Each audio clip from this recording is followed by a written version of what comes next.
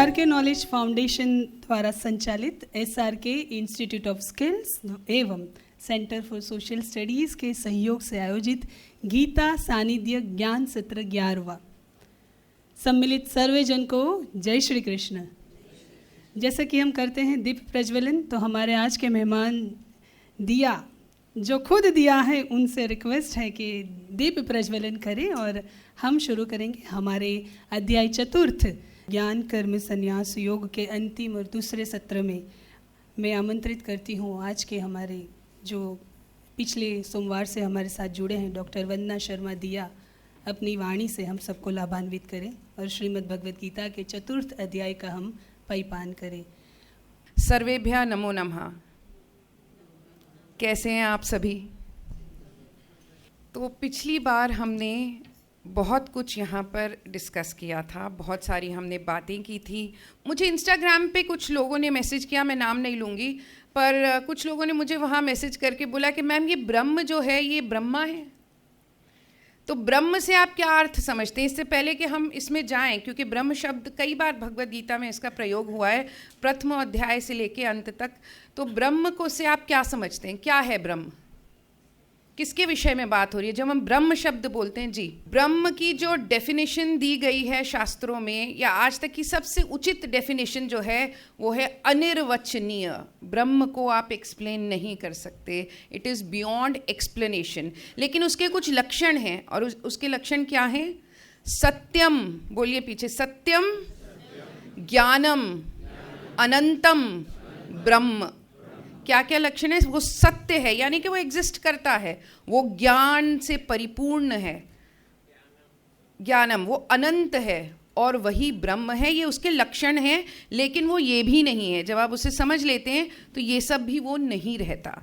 तो उसके लक्षण है, ये वो ब्रह्मा विष्णु महेश वाला ब्रह्म नहीं है। तो कुछ लोगों को शायद भ्रांति हुई, उन्होंने मुझसे इंस्टाग्राम पे पूछा, तो मैंने कहा सबसे पहले ये एड्रेस किया जाए। अब हम आते हैं कि कर्म जो है किस प्रकार से परफॉर्म होते हैं। तो मानसिक रूप से परफॉर्म होते हैं, वाक से परफॉर्म होते हैं और कर्म से। लेकिन क्या इनको आप कर्म कह सकते हैं? ये जो हम मानसिक रूप से कुछ सोचते हैं, या जो हम करते हैं, या फिर हम बोलते हैं, क्या इन्हीं को कर्म कहते हैं, या इसके साथ कुछ जुड़ता है तब वो कर्म होता है? कर्म का एक प्रकार है, क्या चीज़ उसके साथ जुड़कर उसको कर्म बनाती है? हमने इस पे डिस्कस किया था थोड़ा लास्ट टाइम। कर्ता भाव जब उसके साथ जुड़ जाता है तब उसके कारण हम कर्ता या भोक्ता बन जाते हैं। जब तक कर्ता भाव नहीं जुड़ता तब तक वो सिर्फ एक कृत्य है जिसका कोई अर्थ नहीं है। अगर उसमें कर्ता भाव जुड़ गया तो वो अच्छा या बुरा कर्म बन जाता, और अच्छा कर्म भी हमको जो है फल देता है, उसी प्रकार बुरा कर्म भी हमको फल देता है। इस बात की क्लैरिटी होना ज़रूरी है। और मुक्ति का क्या अर्थ है? सभी कर्मों से लिबरेशन, सभी कर्मों से मुक्ति को ही मुक्ति कहा जाता है। और मुक्ति हमने समझा था कि मुक्ति क्या है? क्या है मुक्ति? स्वयं को सभी में देख लेना, सभी को स्वयं में देख लेना, वही मुक्ति की स्थिति है। लेकिन अपने सभी कर्मों से छुटकारा पा लेना भी कार्मिक स्तर पर मुक्ति है। तो हम सभी कर्मों से छुटकारा कैसे पा सकते हैं? जब हमारे में कर्ता भाव शेष नहीं रह जाता, तब हम ना तो कर्ता होते हैं और ना ही हम भोक्ता होते हैं, और ऐसी स्थिति में हम मुक्त हो जाते हैं। लेकिन मुक्ति होती कितने प्रकार की है? क्या मुक्ति केवल सुपरनैचुरल होती है, मेटाफिजिकल होती है, किसी जगह पर स्थित है मुक्ति, या मुक्ति कुछ और भी, व्यावहारिक जगत में भी कुछ मुक्ति होती है? बताएं, कभी आपने सोचा है कि मुक्ति जो है, हमने सुना है बचपन से कि मैं मुक्त होना चाहता हूँ, मुझे मोक्ष चाहिए, लेकिन कभी मुक्ति को आपने एक बड़े परोपेक्ष में समझने का प्रयास किया है? मुक्ति अविद्या से भी होती है, मुक्ति भुखमरी से भी होती है, मुक्ति कष्ट से भी होती है। ये तो व्यावहारिक जगत में है। तो मुक्ति को केवल आप एक मेटाफिजिकल कॉन्सेप्ट मत समझिए जिसे हम किसी एक आगे दिन पर हम अचीव करेंगे। मुक्ति इस स्थान में रहते हुए, इसी जीवन में रहते हुए वेदांत के अनुसार या भगवद गीता के अनुसार आप प्राप्त कर सकते हैं, यदि आप सब में अपने आप को और अपने आप में सबको देख लेते हैं। लेकिन उससे पहले आपको कमाना है, आपको भुखमरी से मुक्ति चाहिए, आपको दरिद्रता से मुक्ति चाहिए, आपको अन्य प्रकार की और चीज़ें जैसे अविद्या हो गया, सोशल ईवल्स हो गए, इनसे मुक्ति चाहिए, क्योंकि हमको भगवत गीता को आज के परोपेक्ष में समझना है, आज के परोपेक्ष में जानना है। और इसलिए मुक्ति के कॉन्सेप्ट को सिर्फ आप किसी एक आने वाले दिन पर जो होगा ऐसा समझकर मत चलिए। डेली बेसिस पर आप मुक्ति प्राप्त कर सकते हैं, और जब वो छोटी छोटी मुक्ति प्राप्त करेंगे तो एक दिन मेटाफिजिकल सेंस में भी आप मुक्ति प्राप्त कर लेंगे। और कैसे कर सकते हैं आप मुक्ति प्राप्त? इसका क्या उपाय है? कोई उपाय है इसका? ज्ञान से। क्या ज्ञान करेंगे? कैसा ज्ञान होना चाहिए? वो एजुकेशन होनी चाहिए, इंफॉर्मेशन होनी चाहिए। कैसा ज्ञान? कर्मों से मुक्ति आपको तब मिलेगी जब आप ये बात समझ जाएंगे कि जो ईश्वर है वही मैं भी हूँ, दोनों में कोई अंतर नहीं है। जो सागर है वही बूंद भी है, जो लहर है वही सागर भी है। हमारे में और ईश्वर में अंतर क्या है? वो सात्विकता में स्थित है और हम पे तमस और रजस हावी है। हमें ये समझना होगा कि ईश्वर क्या है? नित्य मुक्त, नित्य बुद्ध और नित्य शुद्ध, और वही चेतना हमारे अंदर भी है। लेकिन अविद्या और माया के चलते हमने अपने आप को जीव समझ लिया है, यानी कि हमने आपको ये शरीर समझ लिया है, और यही कष्टों का कारण होता है। जिस दिन हम समझ जाएंगे कि मैं ये नहीं हूँ, मैं वो परम चेतना हूँ, मैं ही वो ईश्वर हूँ, अहम ब्रह्मास्मि, उस दिन ना हम करता रह जाएंगे ना ही हम भोगता रह जाएंगे। इसको हम और डिटेल में आगे जाके समझेंगे। लेकिन सबसे बड़ा कंट्रोवर्शियल जो कोट है भगवत गीता का, जो सबसे ज़्यादा मिसअंडरस्टूड है, जिसके ऊपर भरी राजनीति होती है भारत के अंदर, वो कौन सा है इस अध्याय का? चातुर्वर्ण्यम मया सृष्टम। क्या अर्थ है इसका? कृष्ण बोल रहे कर्म के हिसाब से जन्मना जायते शूद्रः संस्कारात् द्विज उच्यते, मतलब संस्कार और गुण उनके हिसाब से ही ये सारी जाति वगैरह मैंने बनाई है। बहुत अच्छे। श्री कृष्ण कहते हैं ये चातुर्वर्ण जो हैं वो मैंने बनाए हैं, और गुणों के आधार पर सभी के कर्म जो हैं वो निर्धारित होते हैं। लेकिन यहाँ हर शब्द को समझना जरूरी है। चातुर अर्थात चार, वर्ण अर्थात वर्ण, सोच के जवाब देना है इसका। वर्ण जाति नहीं होता। वर्ण का क्या अर्थ है संस्कृत में? कार्य पद्धति नहीं, नो। वर्ण का अर्थ है कलर, 4 कलर्स। अब कुछ स्कॉलर्स ने इसका अर्थ निकाला कि श्री कृष्ण कहना चाहते हैं मैंने लोगों को 4 रंगों में बांटा है। अगर इसमें कुछ लॉजिक होती तो अमेरिका में रहने वाले, इंग्लैंड में रहने वाले जितने गोरे लोग हैं सब ब्राह्मण होते, अफ्रीकन सारे शूद्र होते। इसमें कोई लॉजिक नहीं है। श्री कृष्ण यहाँ ये कहना चाहते हैं मैंने इस पूरे संसार को, इस पूरी सृष्टि को 4 रंगों में बांटा है। पूरी सृष्टि को, जिसमें पेड़ पौधे पशु पक्षी मनुष्य सब आ जाते हैं। लेकिन हम यहाँ पर सिर्फ बात करेंगे मनुष्य की और उनके गुणों की। जितनी, हालांकि खाना भी आपने अगर देखा होगा तो ये जो 3 गुण हैं, 3 गुण हैं सत्व रजस और तमस, ये खाने में भी होते हैं, ये पशु पक्षियों में भी होते हैं और ये मनुष्यों में भी होते हैं।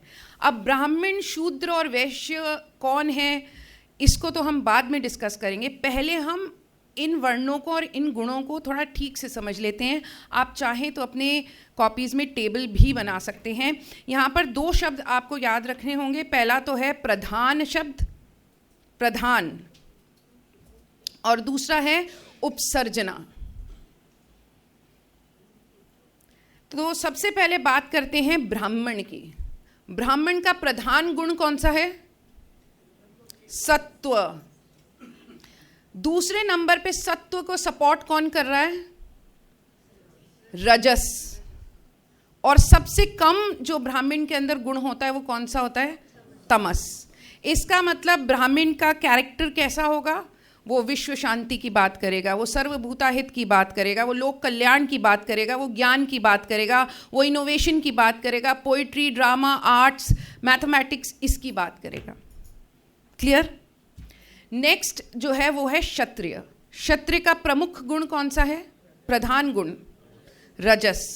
सपोर्टिंग उपसर्जना का क्या है? सत्व, और सबसे कम क्या है? तमस। क्योंकि रजस को सत्व सपोर्ट कर रहा है तो क्षत्रिय कैसा होगा? डोमिनेंट होगा, पावरफुल होगा, कंट्रोलिंग होगा, लेकिन सभी के हित के लिए, वो सबके हित के लिए इन गुणों का उपयोग करेगा। अब आपको एक ऑफिस की सिचुएशन देती हूँ। दो लोग हैं, आपस में झगड़ रहे हैं, पैसा लेना है किसी ने किसी से। वहाँ पे आप ब्राह्मण को रख दीजिए, उसका एटीट्यूड कैसा होगा? कृपया करके शांत हो जाइए, क्या हम आराम से बैठकर बात कर सकते हैं? पैसा ही तो है, क्या फ़र्क पड़ता है? एक दूसरे से शांति से, प्रेम से बात करते हैं। दूसरा बोलेगा मेरा पैसा लिया है इसने और तुम बोल रहे हो शांति से बात करते हैं, मुझे मेरा पैसा वापस दिलवाओ। आप पहले मुझे बताइए क्या कठिनाई हुई, मैं कल सोच के आपको बताऊंगा कैसे हम इस उलझन को सॉल्व कर सकते हैं। ये होगा ब्राह्मण का आंसर ऐसे केस में। क्षत्रिय क्या करेगा? क्षत्रिय बोलेगा आई डोंट केयर कि आप लोगों के बीच में क्या लड़ाई है, दिस इज एन ऑफिस, आप लोग शांत हो जाइए, हम लोग बाद में आराम से बैठकर इसके ऊपर बात करेंगे, right now do your job. तो ऐसे स्थान पर क्या ब्राह्मण उचित है या क्षत्रिय उचित है? क्षत्रिय उचित है। अब चलते हैं वैश्य के ऊपर। प्रधान गुण कौन सा होगा? रजस। सपोर्टिव गुण तमस। सबसे कम सत्व।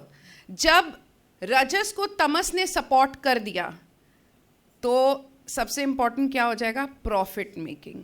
बाकी दुनिया बाद में, पहले प्रॉफिट। और ऐसे लोग कैसे होते हैं? हवा से भी पैसा कमा लेते हैं ऐसे लोग। तो ऐसा जब वैश्य टीचर बन जाएगा तो अपना कर्म तो करेगा, लेकिन बाद में कई सारी ट्यूशन्स भी कर लेगा, क्योंकि उसको एक्स्ट्रा इनकम भी चाहिए होती है। और अब आखिरी है शूद्र। शूद्र कैसे होते हैं? वहाँ पे क्या होगा? सबसे डोमिनेंट गुण होगा तमस, सपोर्टिव गुण रजस, सबसे कम सत्व। ऐसे लोग डिसीजन मेकिंग नहीं कर पाते, थोड़े से आलसी होते हैं। उनको आप कोई काम कहेंगे वो उसको कल पे टाल देंगे। ऐसे लोग जो हैं इनको आपको क्लियर इंस्ट्रक्शंस देनी पड़ती हैं कि सफ़ेद कलर का पेपर लेकर आना, एक पूरा पैकेट, और फिर आपको उनको पूछना भी पड़ता है क्या तुम लेकर के आए? अगर आप नहीं पूछेंगे तो वो भी भूल जाएंगे और आपको भी भुला देंगे कि आपने कुछ कहा भी था। तो ये होते हैं शूद्र। अब क्या इसका अर्थ यही है कि जो जन्म से शूद्र है वही शूद्र है? क्या वाल्मीकि जो है जन्म से ब्राह्मण थे? नहीं। क्या श्री कृष्ण जो थे, जितने भी अवतार आए श्री कृष्ण के, एक परशुराम को छोड़कर, क्या कोई भी ब्राह्मण था? नहीं। या तो पशु थे, या आधे पशु और आधे मनुष्य थे, या क्षत्रिय थे। ठीक है, श्री कृष्ण भी यादव परिवार में पैदा नहीं हुए थे, क्षत्रिय परिवार में पैदा हुए थे, लेकिन ज्ञान कैसा दिया? ब्राह्मण वाला। तो आप उनको क्या मानेंगे? ब्राह्मण। बुद्ध क्या थे? क्षत्रिय। ज्ञान कैसा दिया? जितने तीर्थंकर आए 24 क्या थे? क्षत्रिय। ज्ञान कैसा दिया? ब्राह्मणों वाला। तो अब आपके सामने कुछ ऐसे लोग हैं, मान लीजिए टाटा ग्रुप के रतन टाटा हैं, आप उनको किस श्रेणी में रखते हैं? ब्राह्मण। क्योंकि वो प्रॉफिट तो बनाते हैं, वो तो आवश्यक है धन, लेकिन सर्वभूता हित के लिए भी वो काम करते हैं। अंगुली। अच्छा, हम क्या गुण को बदल सकते हैं? मान लीजिए आप शूद्र का गुण लेके पैदा हुए हैं, क्या आप गुण को बदल सकते हैं? क्या केवल लोगों की सेवा करने से मेरा गुण बदल जाएगा कि मुझे कुछ और भी करना पड़ेगा? यानी कि अपने भोजन में सात्विकता लानी होगी, अपने आचार विचार व्यवहार इसमें भी सात्विकता लानी होगी। जैसे कि थे अंगुलीमाल, शूद्र था उनका, अब वो उनकी जाति जो भी रही हो, लेकिन वो अंगुलियां काट करके माला बनाकर पहनते थे तो शूद्र ही माने जाएंगे। लेकिन बुद्ध के छूते ही ब्राह्मण हो गए, ऋषि बन गए। यानी कि आप अपने गुण को बदल सकते हैं अगर आप किसी एक पर्टिकुलर गुण में वृद्धि कर लें। आप ब्राह्मण पैदा हो सकते हैं, लेकिन अगर आप अपने में कंजूसी को, रजस को बढ़ावा दे देंगे तो आप वैश्य ही कहलाएंगे, भले ही जाति से आप कुछ भी हों।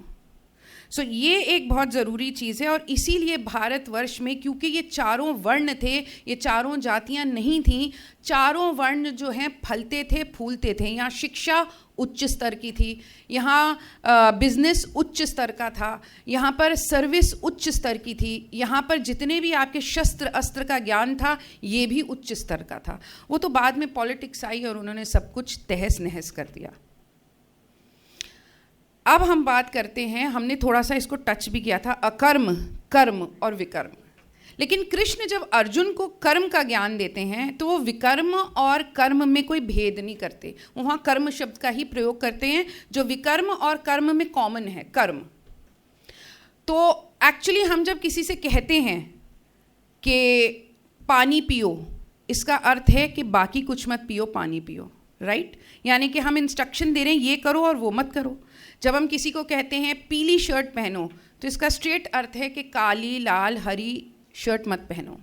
इसीलिए श्री कृष्ण वहाँ अर्जुन से कहते हैं कि आपको सबसे पहले तो विशेष कर्म करने हैं और फिर सामान्य कर्म भी करने हैं। सामान्य कर्म, या जिसको मनुस्मृति में सामान्य धर्म भी कहा गया है। सामान्य है अहिंसा, सत्य, अस्तेय, अपरिग्रह और ब्रह्मचर्य। ये सामान्य हैं, ये सभी वर्णों के लिए एक जैसे हैं, चाहे वो ब्राह्मण हो, शूद्र हो। अब आप कहेंगे कि जो क्षत्रिय है उसके लिए अहिंसा कैसे हो सकती है, वो तो मारेगा ही नहीं। अधर्मी को मारो, लेकिन जो इनोसेंट है, जिसने कोई दुष्कर्म किया नहीं, उसको मारना जो है वो अधर्म ही कहलाएगा, वहाँ पे वो हिंसा ही कहलाएगी। लेकिन धर्म के लिए जो हिंसा की गई है वो हिंसा नहीं कहलाती है।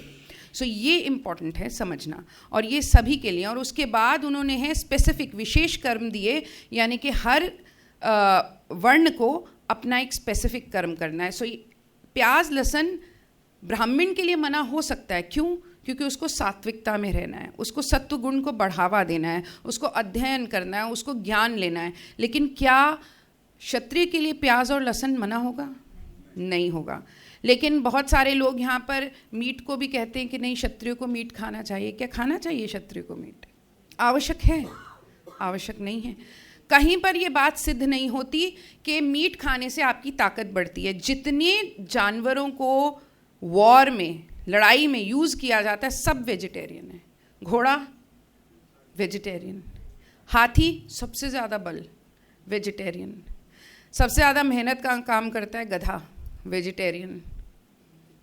तो ये कहीं बात सिद्ध नहीं होती कि नॉन वेजिटेरियन में बल ज़्यादा होता है। नॉन वेजिटेरियन में कोई भी डिसीजन लेने की क्षमता नहीं होती, क्योंकि उसमें तमस बढ़ जाता है और रजस भी बढ़ जाता है, यानी कि कन्फ्यूजन बढ़ जाती है।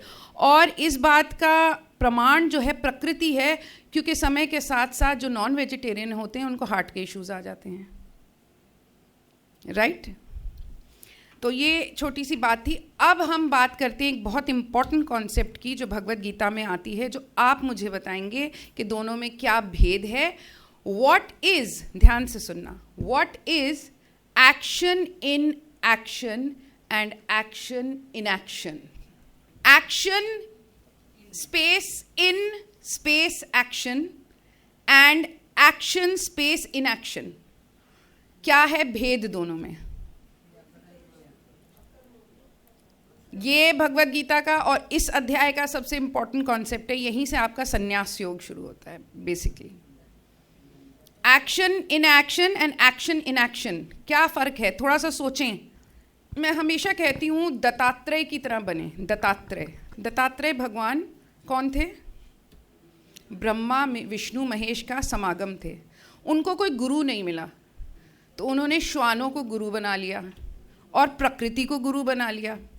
उनको कोई बताने वाला नहीं था कि ब्रह्म मुहूर्त में उठो, तो उन्होंने चिड़ियों को देखा कि ये तो ब्रह्म मुहूर्त में उठती हैं, उन्होंने भी ब्रह्म मुहूर्त में उठना शुरू कर दिया। अर्थात जब भी ईश्वर कितना भी बड़ा क्यों ना हो, जब वो इस धरती पर आता है तो यहाँ के नियम के अनुसार उसे चलना पड़ता है। और यहाँ का नियम ये है कि गुरु बिना आपको मुक्ति नहीं मिल सकती। और दत्तात्रेय भगवान के लिए भी यही चीज़ थी कि बिना श्वानों की उनकी मुक्ति नहीं थी।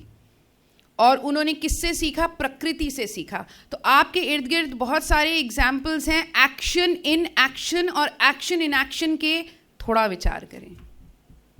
सूर्य चढ़ता है, उदित होता है और डूबता है, उदित होता है और डूबता है, पर सूर्य स्टैटिक है, राइट? स्टैटिक है, पर लगता क्या है कि चढ़ रहा है, उतर रहा है।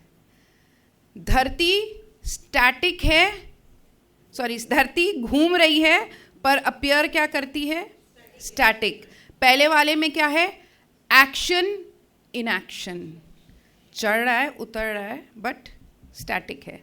दूसरा एक्शन इन एक्शन, यानी कि there is action but actually there is no action. अब इनमें इसी तरह के और भी बहुत सारे हैं। आपको आकाश नीला दिखाई देता है, बट एक्चुअली आकाश नीला नहीं है। क्यों दिखाई देता है नीला? क्योंकि आंख का अंतिम जो कलर होता है, जो देख सकती है आंख, वो नीला होता है। इसी से मुझे एक बात और याद आती है, क्यों श्री कृष्ण को, श्री राम को, शिव को नीला दिखाया जाता है? यही कारण है कि ये आंखें जो हैं, जो अंतिम रंग देख सकती हैं, वो नीला ही होता है, इसीलिए उनको नीला दिखाया जाता है। उसका साइंटिफिक कारण है। ऐसे ही हमारे ऋषि मुनियों ने नीला नहीं बना दिया था। ये आंखें नीला ही अंतिम रंग देख सकती हैं। आकाश का अपना कोई रंग नहीं होता। वो आपको रंग की जो साइंस है उसके अनुसार केवल लाइट की वजह से नीला प्रतीत होता है। इसी तरह से जब आप ट्रेन में होते हैं, ट्रेन चल रही होती है, पर आपको लगता है कि मैं रुका हुआ और चीज़ें चल रही हैं। Action in action, right? अब आप मुझे ये बताएं, दोनों में से कौन सा सबसे श्रेष्ठ कर्म है? क्या धरती का कर्म, मतलब अपने को धरती मान के चलिए, धरती का कर्म श्रेष्ठ है जो चल रही है पर रुकी हुई प्रतीत होती है, या सूर्य जो है श्रेष्ठ है जो रुका हुआ है बट चलता हुआ नजर आ रहा है? श्रेष्ठ कर्म कौन सा है? धरती वाला। कितने धरती वाला कह रहे हैं? दोनों। अभी माया की बात नहीं करेंगे, सिर्फ कर्म की बात करेंगे। माया तो सब कुछ ही है, फिर तो भगवत गीता भी माया ही है। फिर बताएं, कितने लोग कह रहे हैं कि धरती का कर्म श्रेष्ठ है और सूर्य का? पीछे वाले कुछ कह ही नहीं रहे, वो कह रहे हैं हमें तो कोई लेना देना नहीं, कोई नहीं, किसी का भी श्रेष्ठ हो कोई फर्क नहीं पड़ता।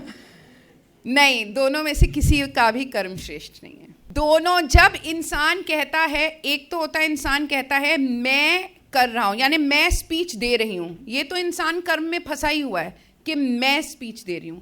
दूसरा इंसान कहता है, ज़्यादातर हमें ऐसे लोग मिलते हैं, आप उनसे पूछिए और आप कैसे हैं? बस सब बढ़िया है। क्या चल रहा है? बस जैसे ईश्वर चला रहा है चल रहे हैं। मिलते हैं।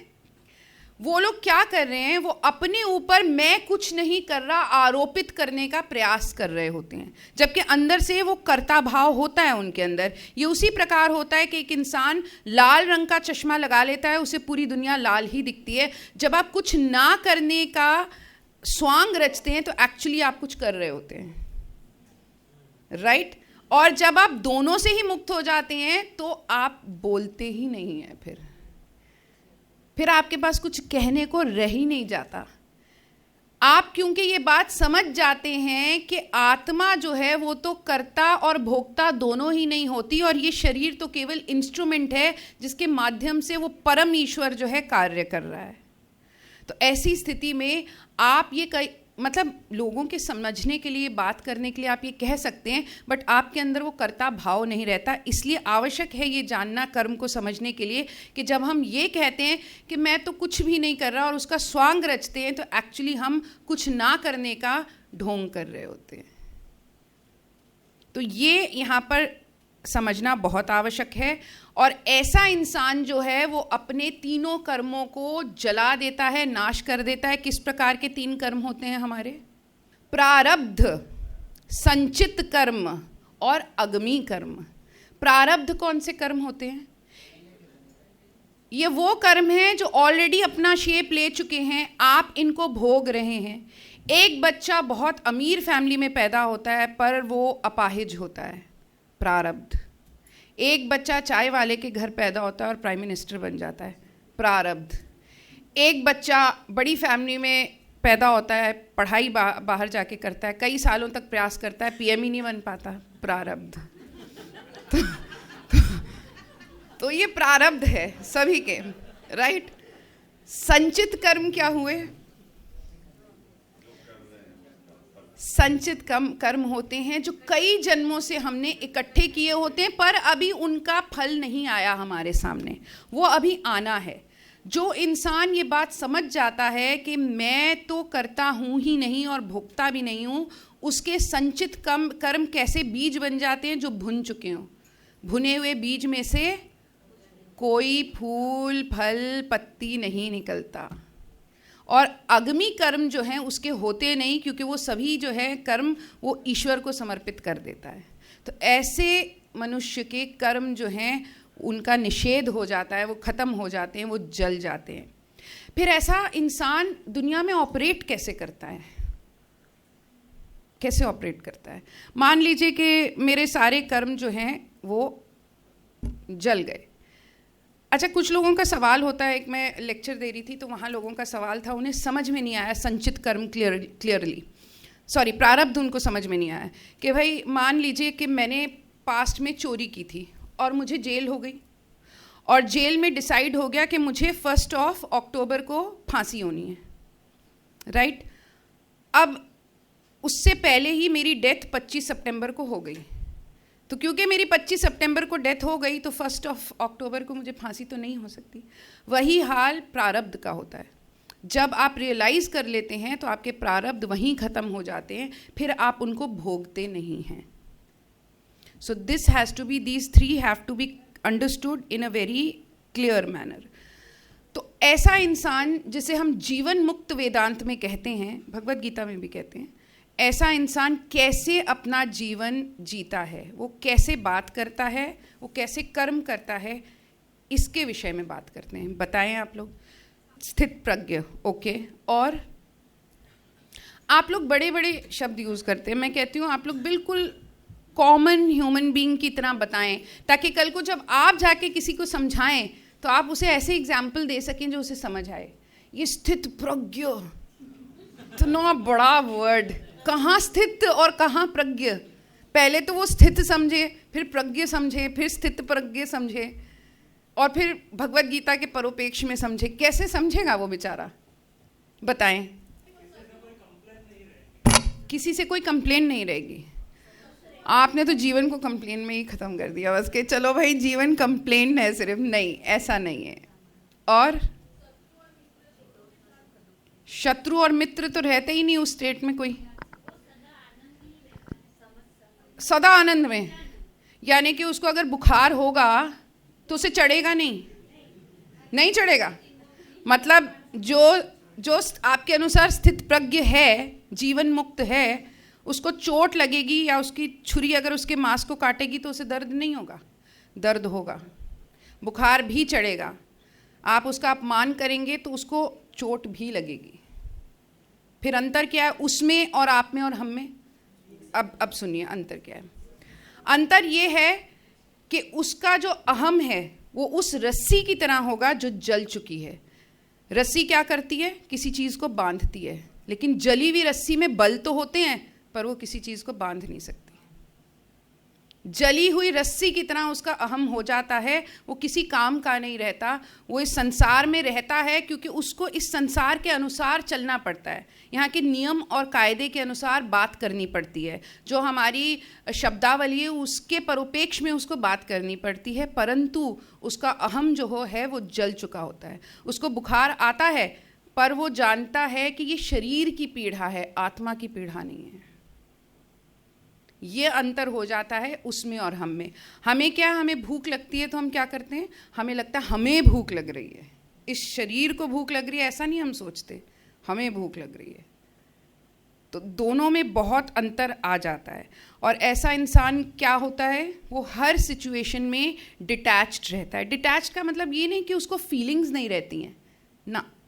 लोगों को बड़ी मिथ्या है डिटैच्ड शब्द की। डिटैचमेंट का मतलब होता है डिटैच्ड रहते हुए पूरी ईगरनेस के साथ कार्य करना। डिटैच्ड का मतलब ये नहीं है कि मेरे सामने अगर कुछ गलत हो रहा है, चोरी हो रही है, रेप हो रहा है, किसी के साथ कुछ बुरा हो रहा है, तो मैं उसको रोकने का प्रयास ही नहीं करूँगा। मैं करूँगा या करूँगी क्योंकि मैं धर्म की संस्थापना के लिए करूँगी। जी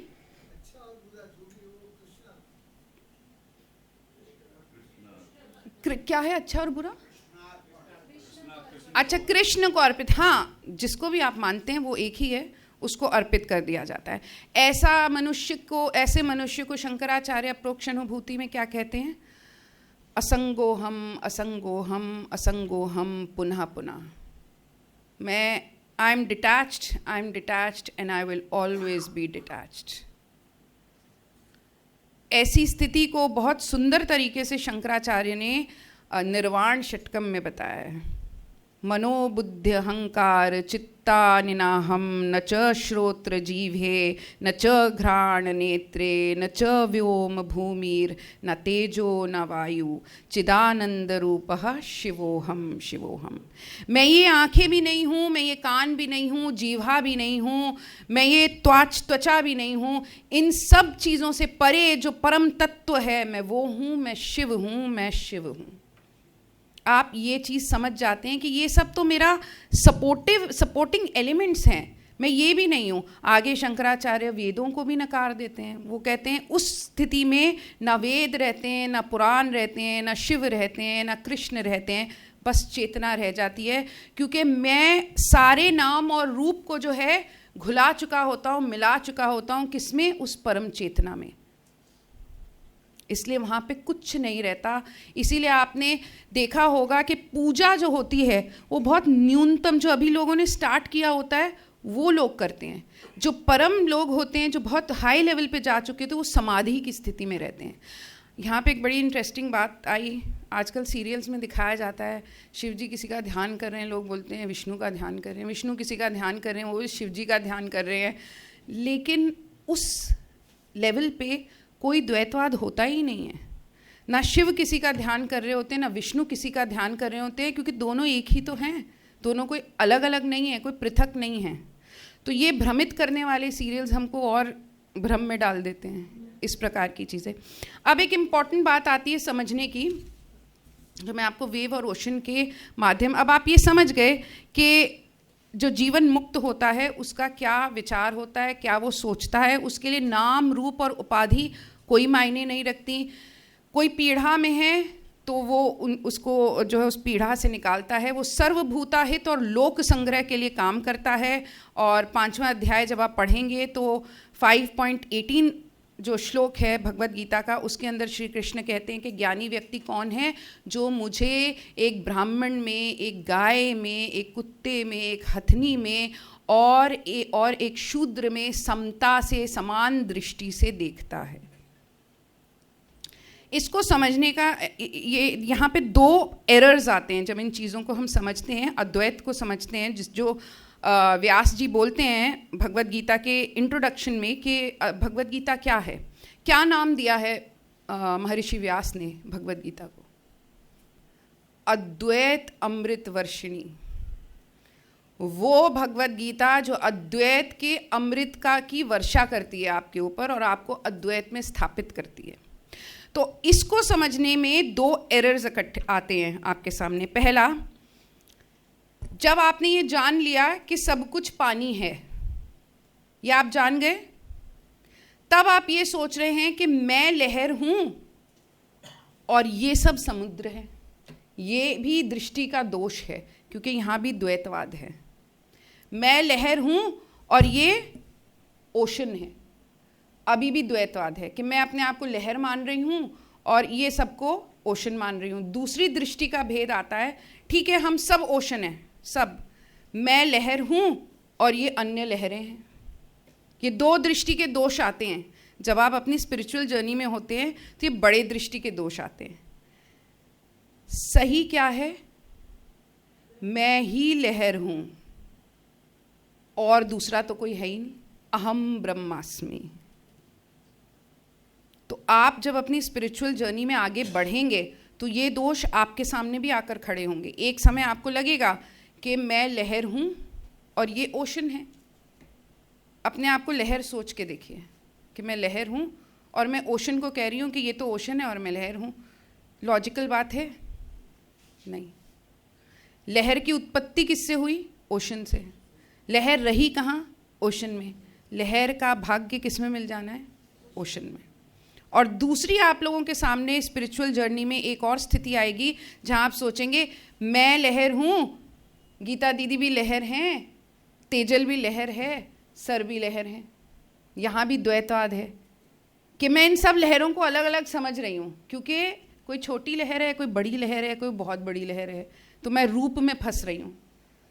लेकिन सत्य तो ये है कि ये जितनी लहरें हैं ये समुद्र ही तो हैं। अहम ब्रह्मास्मि, मैं ही तो हूँ, ये कोई मेरे से पृथक नहीं है।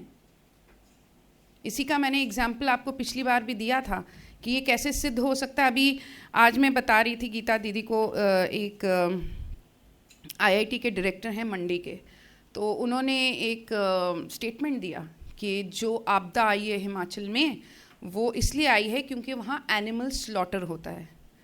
बड़ा लोगों ने उसके ऊपर गदर मचा रखा है, इस समय शोर मचा रखा है। शोर तो आपने मचा दिया, रेफ्यूटेशन भी कर दिया, आपने उसके पीछे की साइंस को समझने का प्रयास किया? नहीं किया। अब उस साइंस को समझते हैं। एल्बर्ट आइंस्टाइन ने अपनी पेन वेव थ्योरी में सेम सिद्धांत दिया था कि जो नेचुरल आपदा आती है, यानी कि भूकंप या लैंडस्लाइड्स, ये इसलिए आती है क्योंकि आप एनिमल्स को काटते हैं।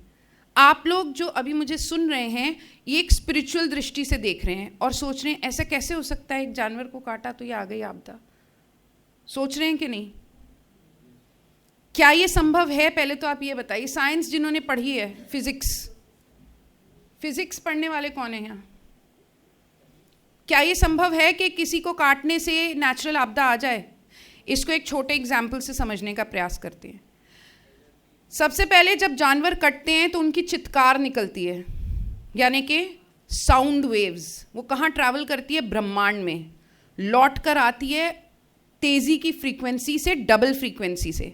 इसको और छोटे एग्जाम्पल से समझते हैं। इस कमरे के अंदर आप हाई फ्रीक्वेंसी के ऊपर म्यूजिक लगा दें, थोड़ी देर शीशे थरथराएंगे, और बढ़ा दें, टूट जाएंगे।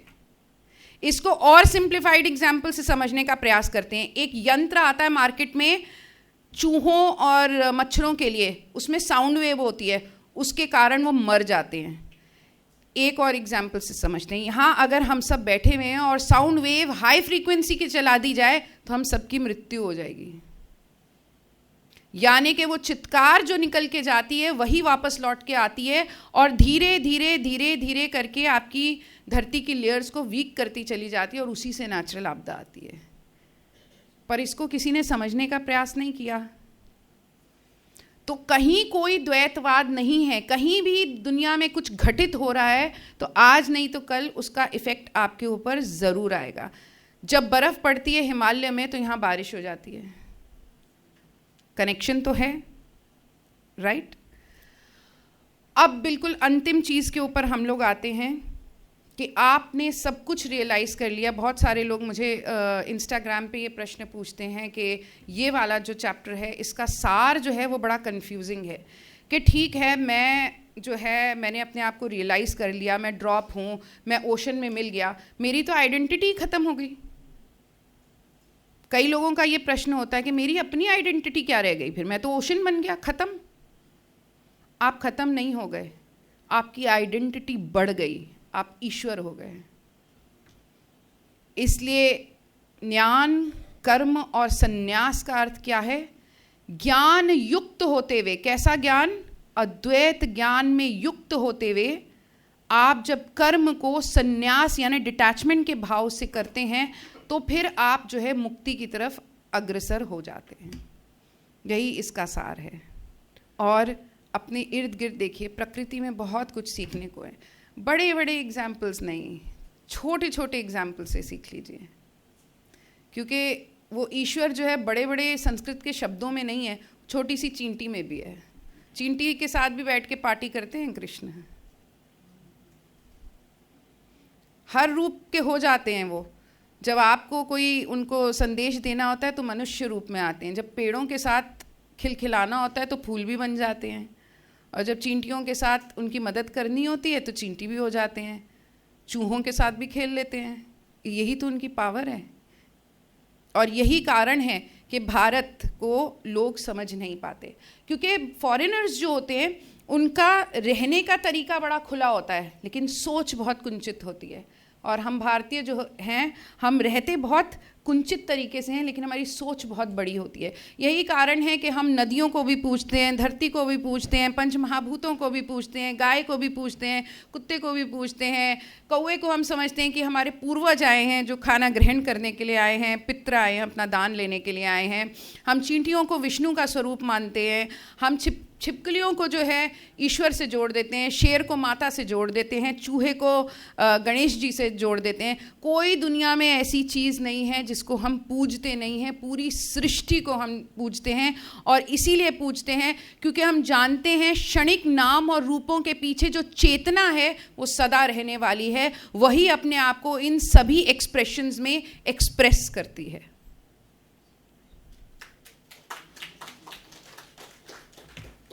ये था छोटा सा, कोई भूल चूक हुई हो उसके लिए क्षमा याचना। कोई प्रश्न हो तो आप लोग अवश्य पूछें, पर चाहूँगी आप अपनी कॉमन लाइफ से प्रश्न पूछें। मुक्ति में आगे बढ़ने के लिए ज्ञान पाना जरूरी है कि भगवान को प्यार करना जरूरी है? देखिए, एक चीज़ है कि एक प्रश्न होता है हम समझने के लिए पूछते हैं, एक प्रश्न होता है हम पूछ लेते हैं। मेरा मानना ये है कि आप पहले मुक्ति का, हमने यहाँ कॉन्सेप्ट डिस्कस किया था, आप उसको, उस पर चिंतन, हमारे यहाँ एक परंपरा है श्रवण मनन निदिध्यासन और फिर निष्ठा, यानी उस पर यकीन करना। तो आप उस पर ध्यान दें। कारण मैंने पहले भी बताया था कि जब तक आप मुक्ति के कॉन्सेप्ट से मेंटली अटैच्ड रहेंगे आपको मुक्ति नहीं मिलेगी। आज मैंने गीता दीदी को एक बुद्ध की कहानी सुनाई थी, तो मैं वो आप लोगों को भी सुनाती हूँ। तो बुद्ध के एक बड़े भक्त थे। त्रिपिटक में ये कहानी है, विनय पिटक एक है, 3 पिटक हैं बुद्ध के जिसमें उनकी टीचिंग्स है। एक है विनय पिटक, एक है अभिधम्म पिटक, और एक है एक और कौन सी, एक मैं भूल रही हूँ। तो ये त्रिपिटक के विनय पिटक के अंदर और अभिधम्म पिटक दोनों के अंदर ये जो कहानी है ये आती है। उसमें बुद्ध के बहुत बड़े भक्त थे, 16-17 साल उन्होंने बड़ी पूजा की बुद्ध की, और उनका बस एक ही लक्ष्य था कि बुद्ध उनको दर्शन दे दें, दर्शन हो जाएंगे तो निर्वाण मिल जाएगा। बुद्धिज्म में निर्वाण कहते हैं। निर्वाण का अर्थ क्या होता है? मोक्ष नहीं होता। निर्वाण का अर्थ होता है कि कहीं ना जाना, ना ऊपर ना नीचे, जैसे लौ बुझ जाती है बस ऐसे एक्सटिंग्विश हो जाना। तो ये था उनका एम। 16-17 साल निकल गए, बुद्ध ने दर्शन नहीं दिए। वो बहुत निराश हो गए। उन्होंने कहा बुद्ध जैसी कोई चीज़ नहीं, सब मुझे जो है ऐसे ही भ्रमित किया गया है, मैं नहीं मानता अब। तो उन्होंने छोड़ दिया सब, अपने रास्ते पे निकल पड़े। अब रास्ते में एक कुत्ता था, उसको बहुत कीड़े लगे हुए थे, मैगट्स, और उसका पूरा शरीर आधा जो था इस वजह से पैरालाइज्ड था। तो उसने कोशिश की कि मैं खींच के ये जो है कीड़े निकाल दूँ। जब निकालने की कोशिश करता, कुत्ता बहुत ज़ोर से चिल्लाता। तो उन्होंने एक उपाय निकाला कि मैं अपने सलाइवा से, अपनी जीभ से इसको चाट के निकालूंगा एक एक को, ताकि इसको दर्द ना हो, पीड़ा ना हो। जब उन्होंने आधा निकाला तो वहाँ से बुद्ध प्रकट हुए। तो उन्होंने कहा अब क्यों? जब मैंने तुम्हारी इतनी पूजा करी तब तो तुम प्रकट नहीं हुए, अब क्यों प्रकट हुए? तो उन्होंने कहा तब जो थी तुम्हारी कामना थी, अब निष्काम भाव है। तो निष्काम रहना, ये मत सोचिए कि मुझे मुक्ति मिल गई तो ठीक है, नहीं मिली तो ठीक है। आप धर्म के रास्ते पर चलते रहिए, वो मुक्ति तो मिलनी है। श्री कृष्ण ने पहले ही बोल दिया कि ये इसको फॉलो कर लोगे तो मुक्ति गारंटीड है। ये ऐसा लव अफेयर है जो होना ही होना है पक्का। तो लेकिन आप उसको सोच के चलेंगे कि मुक्ति के लिए, मैं मुक्ति के लिए कर रहा हूँ। आज जो मैं चिड़िया को खाना खिलाऊंगा मुक्ति के लिए, आज इस इंसान को दवाई दे रहा हूँ मुक्ति के लिए, आज कुत्ते को रोटी डाल रहा हूँ मुक्ति के लिए, आज पूजा कर रहा हूँ मुक्ति, फिर मुक्ति नहीं मिलेगी, कतई नहीं मिलेगी। जनरली हमारे शास्त्र में तो ऐसा होता है हाँ कि क्वेश्चन पूछते हैं थोड़ा जानने के लिए, समझने के लिए। तो यहाँ संशय शब्द को थोड़ा और समझने की इच्छा है। संशय, पहले आप मुझे बताएं कि आप इससे क्या समझते हैं? संशय का मतलब मैं शंका समझता हूँ। लेकिन इस पूरे श्लोक का अर्थ क्या समझते हैं आप? क्योंकि हमारे यहाँ पे कोई भी शब्द जो है उस परोपेक्ष में, उस काल में, उस देश में और उस परिस्थिति में कैसा समझा गया, आपने उसको कैसा समझा, उसी से निर्धारित होगा कि मेरा आंसर क्या होगा। अग्न श्रद्धानश्च संशयात्मा विनश्यति, नायम लोकोस्ति न परो न सुखम संशयात्मनः, मतलब विवेकहीन और श्रद्धा रहित संशयुक्त मनुष्य परमार्थ से अवश्य भ्रष्ट हो जाता है। ऐसे संशय युक्त मनुष्य के लिए न यह लोक है न परलोक है। मतलब कृष्ण बोल रहे कि शंका नहीं करनी है ईश्वर तत्व में, ऐसा मैं समझा हूँ। बिल्कुल, आप गुरु पर तो शंका करिए ही मत। ये देखिए कि श्री कृष्ण जो थे वो अर्जुन के लिए ईश्वर के रूप में उन्होंने नहीं देखा, उनको कभी भी मित्र थे, गुरु थे। 10वें 11वें अध्याय तक तो उन्होंने नहीं देखा कम से कम ईश्वर के रूप में। वो तो बाद में जब विश्व रूप दर्शन देखते हैं तब उनको लगता है कि अरे ये तो संपूर्ण ब्रह्मांड है। अभी तक तो वो द्वैतवाद में ही चल रहा है। लेकिन उसकी एक अच्छी बात थी कि उसने समर्पण कर दिया था। जहाँ समर्पण होता है वहाँ संशय नहीं होता है। तो इसीलिए आवश्यक है कि जब गुरु आपसे कुछ कह रहा है, अगर गुरु कह रहा है कि पोछा लगाओ, तो उसी में तुम्हारी मुक्ति है। अगर गुरु कह रहा है कि एक ही बार खाओ, तो उसमें तुम्हारी मुक्ति है। तुम मुझसे पूछने लग जाओ मैं क्यों पोछा लगाऊं, तो फिर तुम्हारी मुक्ति कतई नहीं होगी। इसलिए समर्पण जहाँ है वहाँ संशय नहीं होना चाहिए, और अगर संशय है तो फिर समर्पण या प्रेम तो हो ही नहीं सकता। ओके। सामीप्य, सारुज्य, सालोक्य, तो वो द्वैत मुक्ति है। तो आप जो बात कर रहे हैं वो अद्वैत सिद्धांत की है। हाँ, मैं समझ गई आपका। देखिए, ऐसा है कि हम चलते हैं वेदों को प्रमाण मान के। जो वेद हैं हमारे वो प्रमाण हैं। जो फिलॉसफी वेदों के साथ चली, हमने उस फिलॉसफी को प्रमाण माना। जिसने वेदों का खंडन किया, हमने उसको प्रमाण नहीं माना। भगवत गीता वेदों का सार है। कोई ऐसा श्लोक भगवत गीता का नहीं है जो वेदों से आपको डिस्कनेक्ट करता है।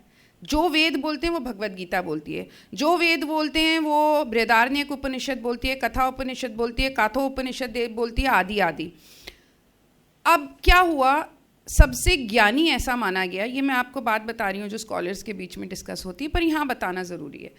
ऐसा माना गया कि सबसे ज्ञानी इंसान या लॉजिक में जिसका कोई और मतलब था ही नहीं कोई, वो थे शंकराचार्य। लेकिन शंकराचार्य ने जब अपना अद्वैत वेदांत दिया तो बहुत सारे आचार्य जो थे उन्हीं के पद को हासिल करना चाहते थे। तो वहाँ रामानुजाचार्य भी आए, माधवाचार्य भी आए, किसी ने वशिष्ठ अद्वैत दिया, किसी ने द्वैत अद्वैत दिया, आदि आदि। लेकिन बात यहाँ केवल लॉजिक की है और आप सोचने की है कि अभी चांद के ऊपर गया है, ठीक है, शिव शक्ति पॉइंट भी बना है, क्या आपको वहाँ कोई कैवल्य दिखा, मिला? कोई कैवल्य मिला? कैवल्य किसी जगह में स्थित नहीं है, कैवल्य आपके अंदर ही है। ये हो सकता है आप इसको मानते हो, जैसे कि बहुत सारे मुस्लिम हैं वो मानते हैं कि एक जन्नत है जहाँ 72 हूरें हैं। अगर ये कॉन्सेप्ट सही होता है, हो सकता है, तो वो कॉन्सेप्ट क्यों नहीं सही हो सकता? अगर आप कहते हैं कि मैं वैकुंठ में वास करूँगा कृष्ण के साथ, मैं वहाँ चला तो जाऊँगा पर कृष्ण जैसा मैं हो नहीं सकता, यही कहते हैं ना, आपकी मुक्ति का कॉन्सेप्ट यही आ जाता है। अगर वो कॉन्सेप्ट सही है तो फिर आप इस कॉन्सेप्ट पे कैसे उंगली उठाते हैं कि 72 हूरें नहीं हैं, उनकी भी कॉन्सेप्ट सही है फिर तो फिर आप ऊपर जाकर देखिए, ना तो वहाँ 72 हूरें हैं और ना ही वहाँ वैकुंठ है। सिद्ध क्या हुआ? सिद्ध बात ये है कि जो शंकराचार्य ने कहा था कि कोई हेवन हेल जैसा चीज़ कहीं एग्जिस्ट नहीं करती है, दोनों चीज़ें हमारे अंदर ही एग्जिस्ट करती हैं। अब मैं आपको जो है लॉजिक से भी एक बात बता दूं कि आप डेली बेसिस पर आपकी मृत्यु होती है। आप स्वप्न अवस्था में जब जाते हैं तो डेली बेसिस पे आपकी मृत्यु होती है, राइट? वही नींद अगर आगे बढ़ जाए वही मृत्यु है। और जब आप उस स्टेट में जाते हैं तो मुझे आप बताइए कौन सा वैकुंठ होता है, कौन से राम होते हैं, कौन से आपके अपने लोग होते हैं? सिर्फ एक चेतना होती है, मैं हूँ। वही चेतना सुबह उठ के कहती है कि मैं बहुत अच्छा सोया, बहुत अच्छा सोया। इसी को कहते हैं सत्य, यानी कि वो है जो आप ड्रीम में, जो नींद में एक्सपीरियंस करते हैं। चित्त वो कॉन्शियस है, वो धड़क रहा है हर चीज़ में। आनंद, क्योंकि नींद से ज़्यादा आनंद आपको दुनिया में और कुछ भी नहीं देता। आपको मर्सिडीज़ गाड़ी मिल जाए, आपको कैटरीना कैफ से मिलने को मिल जाए, नींद अगर आपको आ रही होगी आपके लिए सब खत्म है। आपको सोना ही सबसे इम्पॉर्टेंट है, क्योंकि वही सत्य चित्त आनंद की स्थिति है। बाकी कॉन्सेप्ट तो हम कितने भी बना लें, गार्डन ऑफ ईडन है, वहाँ क्राइस्ट ने ये रखा हुआ है, एप्पल्स हैं वगैरह वगैरह। सत्य क्या है? आपको गार्डन ऑफ ईडन की अनुभूति हुई कभी? नहीं। इसकी अनुभूति आपको रोज होती है, सत्य चित्त आनंद की।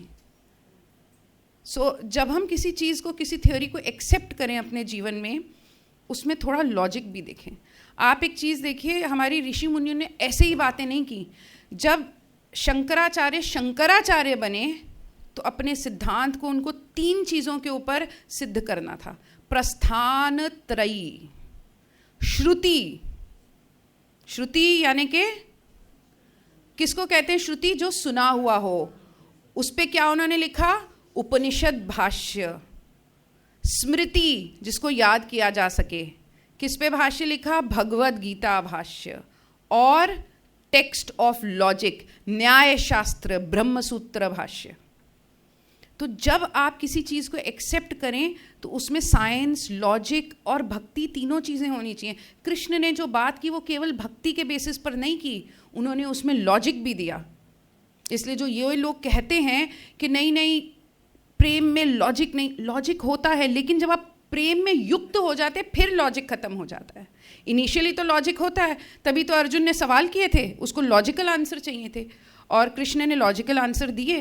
फिर चलते चलते चलते ऐसा भक्ति का मोड़ आया कि कृष्ण में अब उसको कोई संशय नहीं रह गया। इनिशियली आपको लॉजिक चाहिए होता है, अदरवाइज आपकी भक्ति कैसे दृढ़ होगी? So that is important. चमत्कार आपका और हमारा होना चमत्कार है। हम पता नहीं ऐसा क्यों सोचते हैं कि चमत्कार मतलब किसी मृत को उठा के खड़ा करेंगे तभी चमत्कार है। हाँ, अपने में आप देखिए, तितली का कैटरपिलर से तितली बनना चमत्कार है। प्लांट्स फोटोसिंथेसिस से जो खाना बनाते हैं वो चमत्कार है। सफ़ेद रंग में से 7 रंग निकल आते हैं, ये चमत्कार तो हर तरफ घटित हो रहा है, बस हम देखते ही नहीं है। हमें चाहिए फिल्मों वाला चमत्कार, जो फिल्मों से हमने चमत्कार की वो बनाई है अंडरस्टैंडिंग, वो होना चाहिए कि मरा हुआ इंसान जाग गया, ये पावरफुल भगवान है, अब से मैं इनकी पूजा करूँगा। कल को गणेश जी के मंदिर में कुछ हो गया, वो मूर्ति से दूध पीने लगे, ये पावरफुल भगवान है, आज से इनकी पूजा करूँगा।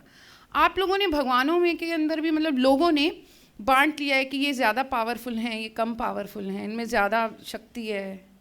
वो एक ही तो हैं भाई। लाइट इसमें आई तो लाइट बन गई, इसमें आई तो पंखा चलने लग गया, उसमें आई तो वो बजने लग गया, फिर एसी में आई तो वो ठंडा करे। लाइट तो लाइट ही है, उसके रूप अलग अलग हो जाते हैं बस।